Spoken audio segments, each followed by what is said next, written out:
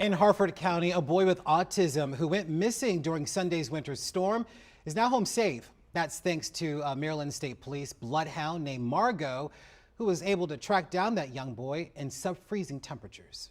Steps over here. Apparently he milled around over here, then crossed over. Following footsteps in the snow-covered ground, one approach taken by these officers searching for a 15-year-old boy during Sunday's winter storm. We got a call for a critically missing child, an autistic child, who had left his residence without his guardian knowing. It was around 11:15 a.m. when Bel Air Police Chief Charles Moore says his officers were called to a forested area near Glastonbury Way. My limited knowledge of autism, I know some, but there is a tendency for people that suffer from autism to want to find a body of water. I guess it gives a soothing feeling for them. And with the stream and ponds nearby, not to mention the dicey weather.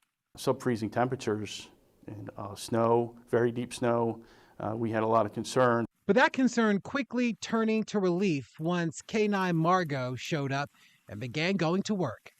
And K9 Margo is really the one that found that boy. Yep. K9 Margo and officers tracking down the missing teen about a mile away from his home. We got him. Got him, Serge. How you doing, man? Good work. Good work. We gotta get some treats down there.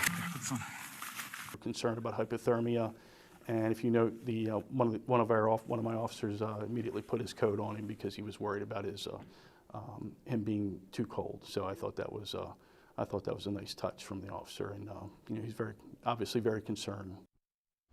All right. Well, the boy was evaluated by an ambulance at the scene and was deemed just fine.